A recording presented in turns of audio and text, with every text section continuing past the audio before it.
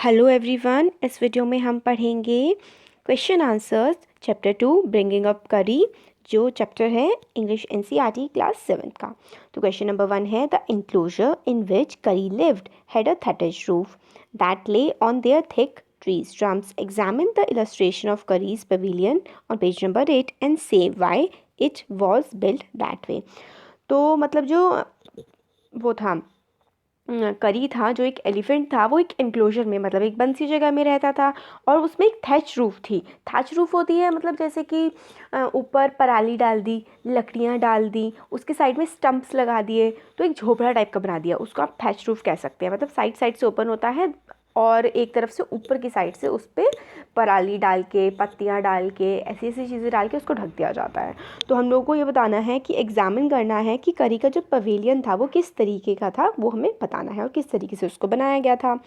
तो करी pavilion was build of thatched roof. They lay on thick tree stumps because the elephant was very tall and the thatch would not be fall when Curry bumped against the pole. तो जो करी था, करी elephant, उसका जो pavilion था जिसमें वो रहता था, वो काफ़ी जो बना हुआ था वो थैच रूफ का बना हुआ था। थैच रूफ मैंने आपको बता दिया। और उसको मतलब खड़ा किया गया था बहुत ही थिक, मोटे ट्री के स्टम्प पे। स्टम्प मतलब ट्री का जो तना होता है उस पर, क्योंकि जो एलिफेंट होता है वो काफ़ी ज़्यादा टॉल, काफ़ी ज़्यादा लंबा होता है। और थैच रूफ जो है वो फॉल हो जाएगी, गिर जाएगी अगर वो स्ट्रॉन्ग नहीं हम उसको बनाएंगे, क्योंकि जो करी था वो बम्प करता रहता था, टकराता रहता था उसके पोल्स से और उससे, है ना, उसकी रूफ से टकरा जाएगा वो अपनी सूंड की सहायता से, तो फिर वो गिर जाएगा। इसलिए उसको स्ट्रॉन्ग और टॉल बनाना पड़ा था हमें, किसको, पवेलियन को। अब नेक्स्ट क्वेश्चन है, डिड करी enjoy his morning bath in the river, give a reason for your answer. तो जो करी था वो क्या उसको अच्छा लगता था, एंजॉय करता था, वो मज़ा आता था उसे अपनी मॉर्निंग के सुबह के बाथ में नहाते हुए। तो इसका आंसर देना है हमें। तो इसका आंसर है yes, Kari went for his morning bath in the river as he lay down on the sand bank and let his friend rub his back. तो हाँ, करी को बहुत मज़ा आता था। वो जाता था सुबह मॉर्निंग बाथ के लिए, सुबह नहाने के लिए रिवर के किनारे, और वो रिवर के किनारे के पास बिल्कुल लेट जाया करता था। और उसका जो फ्रेंड था, जो उसमें बच्चा बताया गया चैप्टर में, वो उसकी बैक को रब करता था सैंड से, उसको साफ करता था। And also lay in the river water for a long time, he squealed with pleasure when water was rubbed down his back. तो फिर वो अपने मतलब साफ जब उसको कर देता था उसका फ्रेंड, उसके बाद वो रिवर के बीच में चला जाता था और बहुत देर तक रिवर में के पानी में लेटा रहता था, और वो बहुत ज़्यादा खुश हो जाता था जब पानी जो है उसकी बैक से नीचे की तरफ जाता था। अब नेक्स्ट क्वेश्चन है, finding good twigs for Kari took a long time, Y. तो जो करी है उसके लिए अच्छी अच्छी ट्विग्स, ट्विग्स होती हैं बारीक बारीक सी टहनियाँ जो होती हैं ना, यंग सी टहनियाँ, पेड़ों की बारीक टहनियाँ, उसको हम ट्विग्स बोलते हैं। तो ट्विग्स को फाइंड करने में करी के लिए बहुत ज़्यादा टाइम लगता था। क्यों, ये हमें बताना है। तो इसका आंसर है, finding good twigs for Kari took a long time because his friend had to climb all kind of trees to get the most delicate and tender twigs. तो इतना टाइम इसलिए लगता था क्योंकि जो करी का फ्रेंड था उसको क्लाइंब करना पड़ता था, चढ़ना पड़ता था बहुत सारे ट्रीज़ पे, ऑल काइंड ऑफ ट्रीज़ मतलब काफ़ी काफ़ी टाइप के ट्रीज़ पे, और लेके आनी पड़ती थी डेलिकेट मतलब बहुत ही बारीक सी, टेंडर मतलब डेलिकेट टेंडर, बहुत ही अच्छी सी उसको ट्विग्स लेके आनी पड़ती थी। क्योंकि also if a twig mutilated an elephant would not touch it. ठीक है, तो फिर जो अगर वो ट्विग है अगर वो म्यूटिलेटेड होती, म्यूटिलेटेड का मतलब टूटी फूटी होना, ख़राब हो जाना, तो उसका जो एलिफेंट है वो करी उसको छूता भी नहीं। इसीलिए जो उसका फ्रेंड था करी का, उसको बहुत ज़्यादा टाइम लग जाता था डेलिकेट और बहुत ही अच्छी सी ट्विग्स लेके आने के लिए।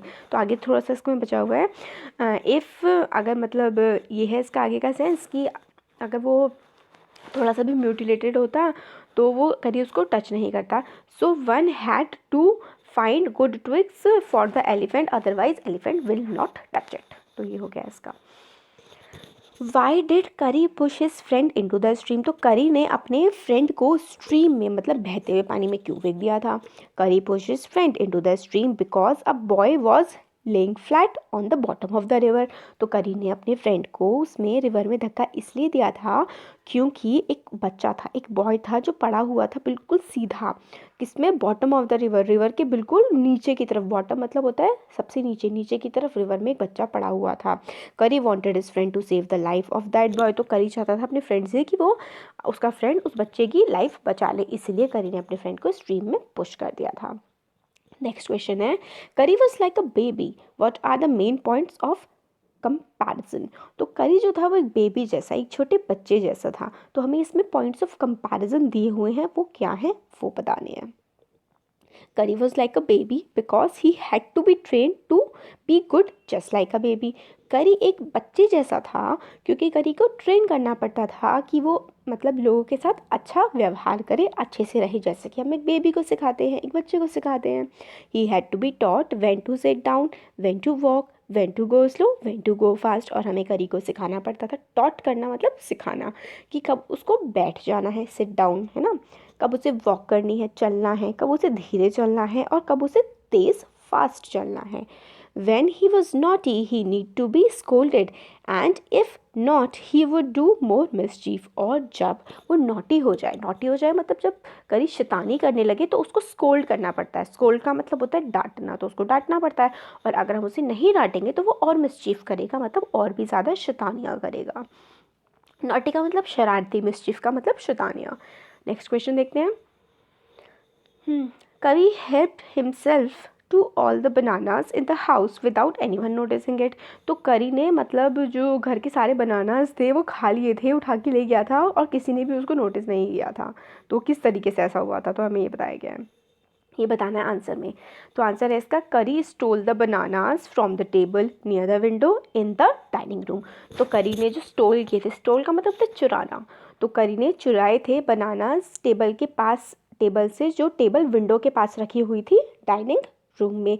ही put his trunk through the window, और वो अपना जो ट्रंक है, अपनी जो सूंड है, वो मतलब विंडो के अंदर ले जाता है, और वेरी मच लाइक अ स्नेक, ऐसे जैसे कि कोई स्नेक हो, किसी स्नेक की तरफ अपनी सूंड को उसके अंदर ले जाता है विंडो के अंदर, and disappear with all the bananas without anyone noticing it. और एकदम से मतलब उठा के सूंड से फटाफट बनाना सारे, और एकदम सूंड बाहर निकल के गायब हो जाता है, जब इससे पहले कि कोई उसको देख ले।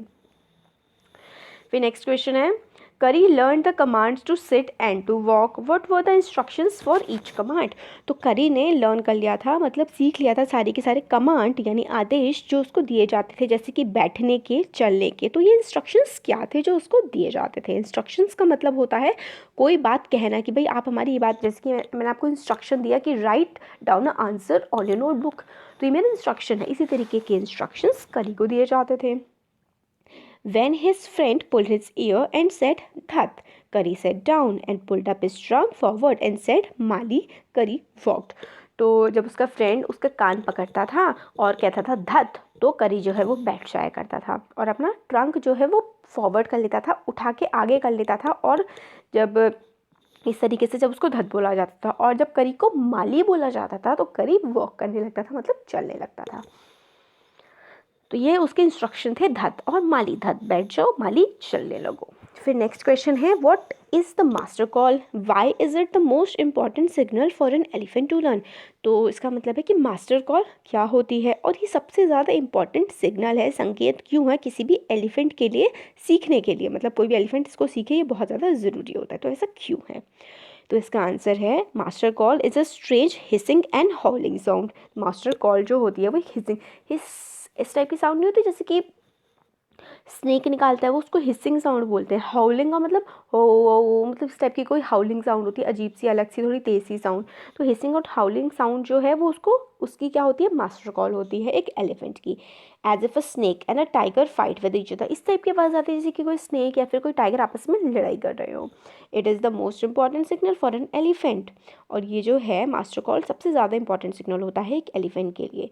When ever the master was in trouble, one master call can bring the elephant near to him and help him out of danger. तो जब भी उसका जो मास्टर होता है, अगर वो किसी परेशानी में होता है, ट्रबल का मतलब होता है परेशानी, तो जब वो किसी परेशानी में होता है तो वो मास्टर कॉल दे सकता है। तो एलिफेंट उस मास्टर कॉल को सुन के उसके अपने जो ओनर है उसके पास आ जाएगा और उसको हेल्प कर देगा किसी भी डेंजर से। डेंजर का मतलब होता है खतरा, किसी भी खतरे से बचाने के लिए। तो हो गया ये हमारा चैप्टर कंप्लीट। आपको कैसा लगा कमेंट सेक्शन में कमेंट करके बता सकते हैं। अच्छा लगा तो वीडियो को लाइक करिए, चैनल को सब्सक्राइब करिए और अपने फ्रेंड्स के साथ भी शेयर करिए। Thank you.